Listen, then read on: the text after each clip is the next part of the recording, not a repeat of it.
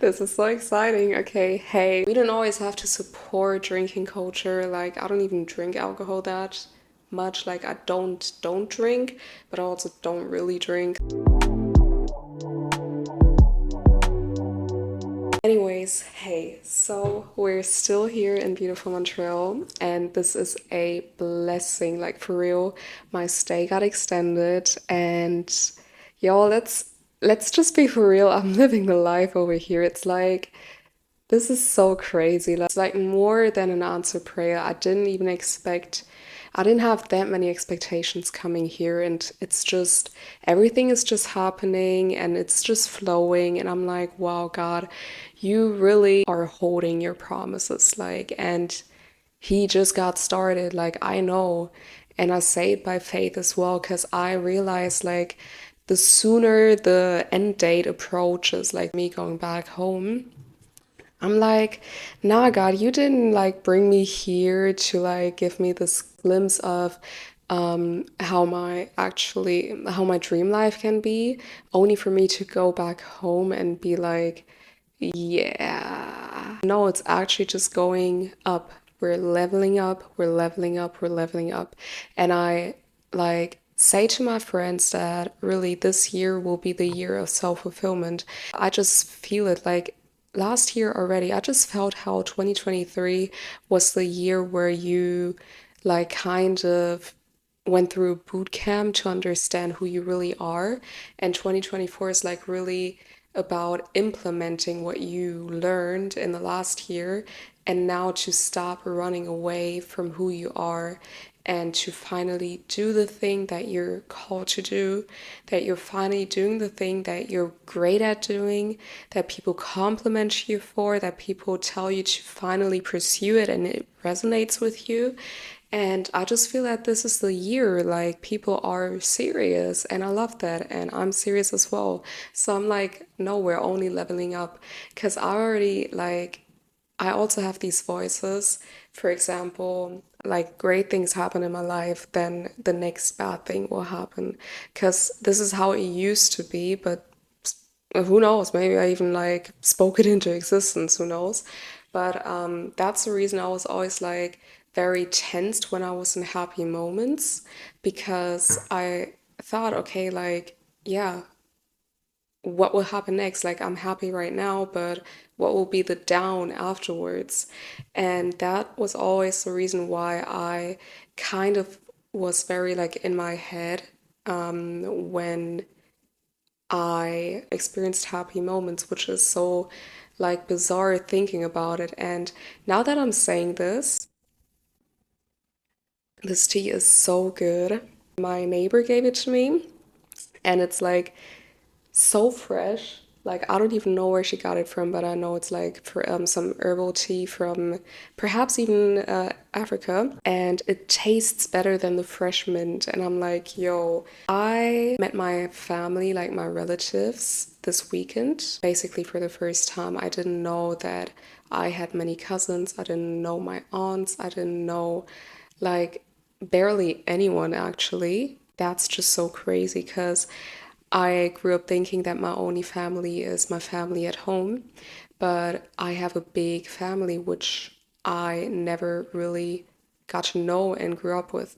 And now reflecting back on these last days, I realized I wasn't really happy. And it wasn't because I was like not happy with them or that I didn't like them. No, not at all. But it was more like I was so in my head and thought to myself like, damn, why didn't my parents like give us access to our family? Like what moments did I miss on? Like I mean, I have aunts that are like partly the age of my friends, they could have been my besties. Like family is so important to me. And I realized it on the second day, when I like called my brother or when he called me and we were talking, I was telling him that and he was like, wow, so excited. And he was like, but why do you sound so sad? And I'm like, Oh, well, that's a good question. I didn't even realize that I was sad, you know?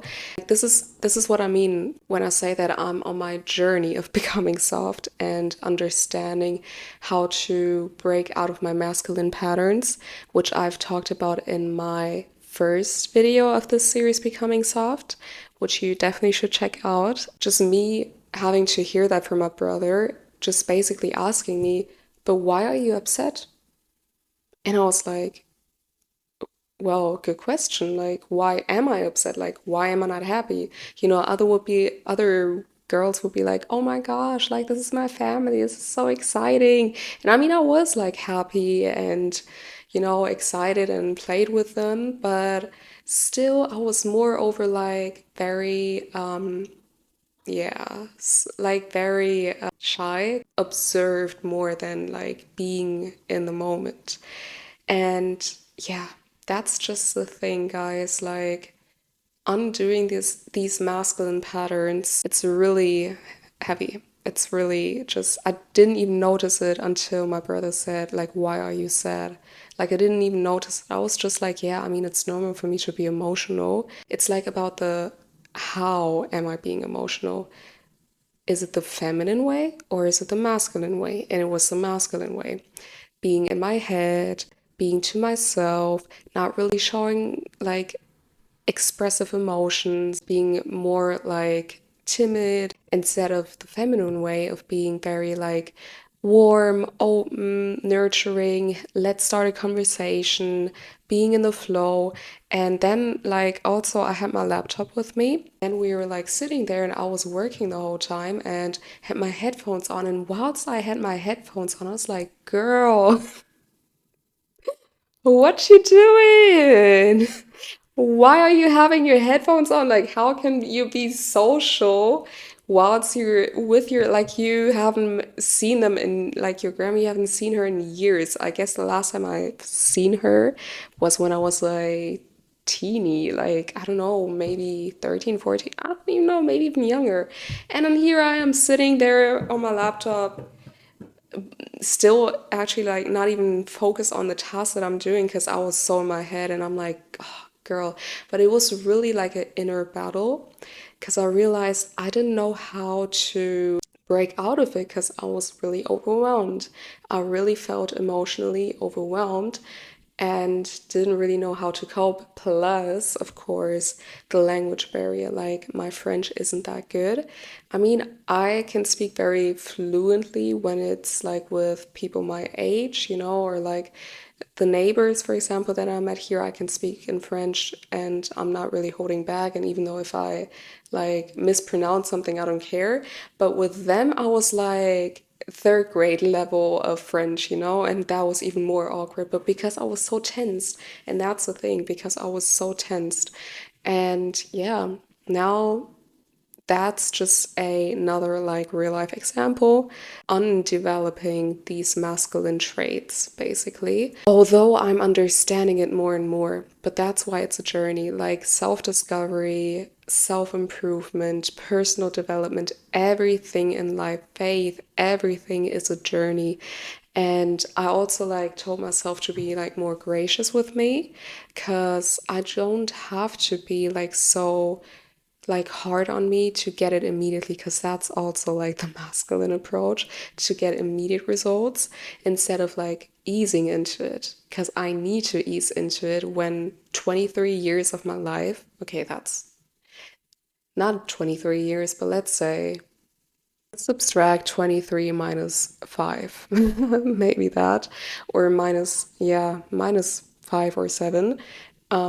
That's how long I developed these traits and this state of being. Only because I had this awakening like maybe 2, 3 months ago, I shouldn't be too hard on myself to change it now. I mean, the fact that actually my brother's question got through to me and it really clicked and opened my eyes. I think a year ago it wouldn't be like this. Like, let's be honest. So, this is improvement, and I should actually, like, I'm proud of myself.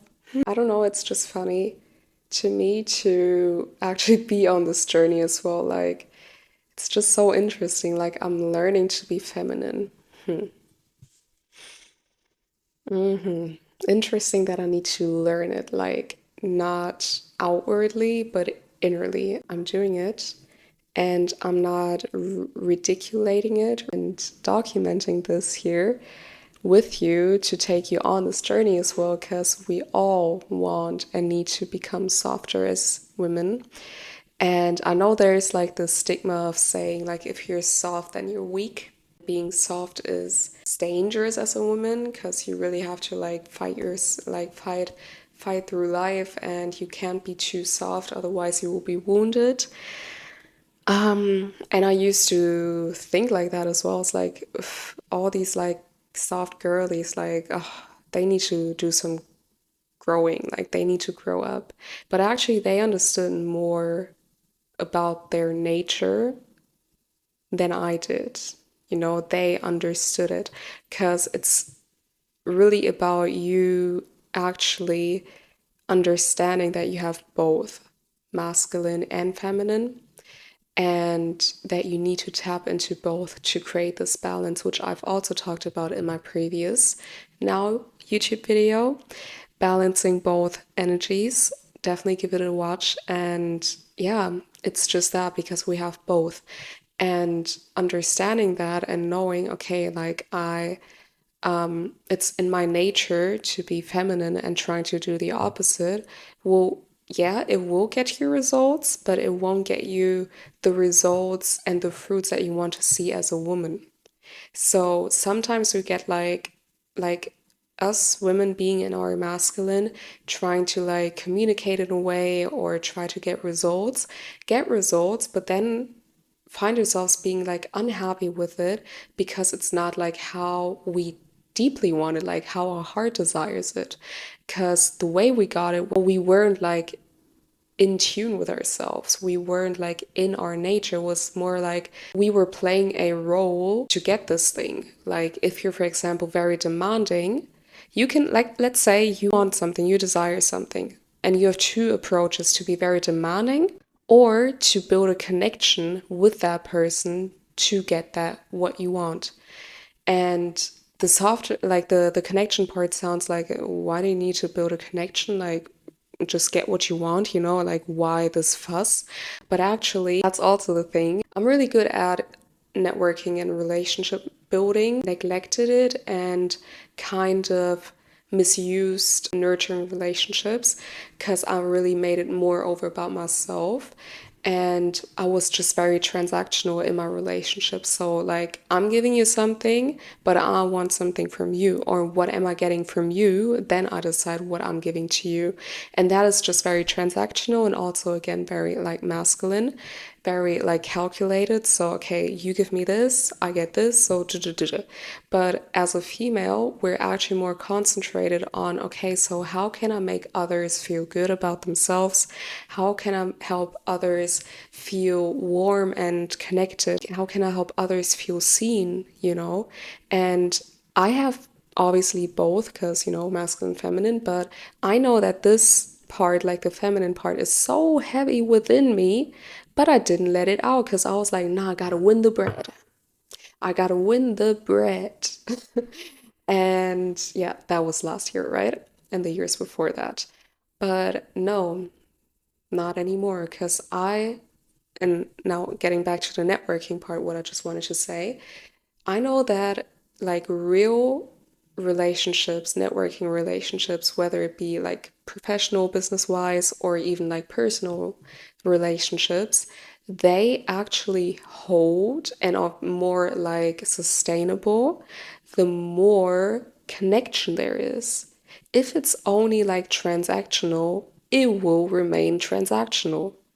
The more you emphasize like only giving and pouring into the relationship, when you have an outcome, like when you actually have like a calculated thing out of this relationship. Let's say, okay, it's a business relationship, right?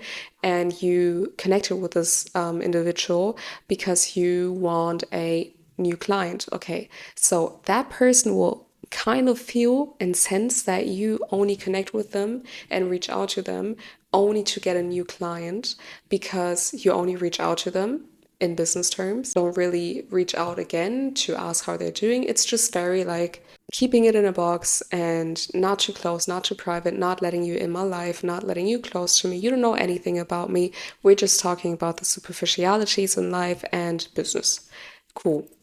So that relationship, the odds aren't that high that it's really going to be fruitful. It's not really going to be even a domino effect later, because if now the opposite, you nurture relationships, whether it be business or personal relationships, as I said, and you try to give the person like without even expecting, like giving without expecting, but then also being there and asking like questions, genuine questions about their lives and not about their business only, or about what they do for work, or what their I don't even know, just like things that aren't really like personal.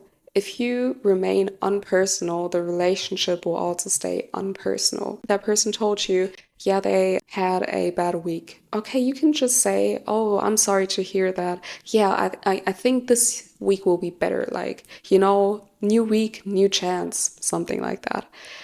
Or you could be like, oh, really? Oh, I feel you on that. Because if I'm being honest, my week wasn't that well as well. Because, yeah, kind of went through this and that. And sometimes you feel lonely. So I wonder, like, what did you go through if you want to share? Then that person will automatically feel safe and open, if they trust you, of course, to engage in this conversation and be more personal with you. And that's the thing, like personal connections, connecting. And as I realized this, I was like, wow, I've been really sleeping on this.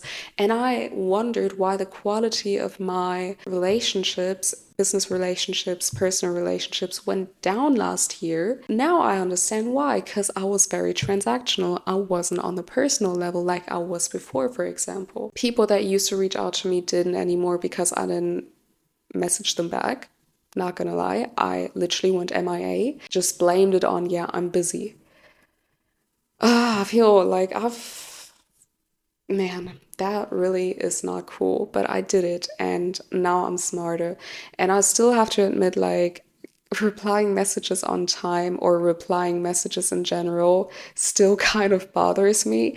Not only because I'm trying to be transactional, but because people have like these, like, they reach out to you and this conversation basically doesn't end, and you're like, but I have things to do. But maybe this is my masculine thinking. Like, I don't know. I don't know. But I just know that if I invest time into people, then I really invest time into people.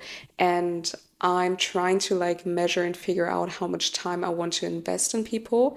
And then also like see, okay, like where am I setting the boundaries? So I'm also learning that whilst I'm trying to be more personal. Yeah, you realize after a while, like maintaining and nurturing these connections, these friendships, these relationships, these connections in general, you realize, wow, you're actually getting something from them. And not because you're being transactional and that's why you're getting something, but when you give out in love, you will get love back, not only from the person that you're pouring love into, but through other circumstances or people. Like, what you give, you get back. It's not only because you poured into that plant that you only get fruits from this plant. If this is a whole garden, like who knows? Maybe a tree is gonna grow up there. You never know. So yeah, that was like my realization as well. So I hope you enjoyed this topic. I actually feel like this is going to speak to a few girls because I know sometimes, us hardworking girlies can be very like, yeah, we can be very like aloof at times and wonder why the quality of our relationships kind of go down.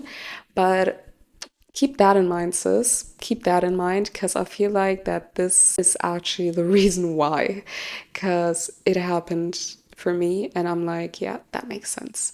So I hope you enjoyed this. Thank you so much for watching. Give this video a thumbs up if you enjoyed it. hit the subscribe button and hit the notification bell to be notified each time I upload. And leave a comment down below. Tell me how you related with this video, if it resonated with you. And also check out the links in my description box. Connect with me on social media. Check out my freebie on my stand store, which is also linked down below, and grab yourself your self-care planner. And yeah, until next time then, guys. Bye.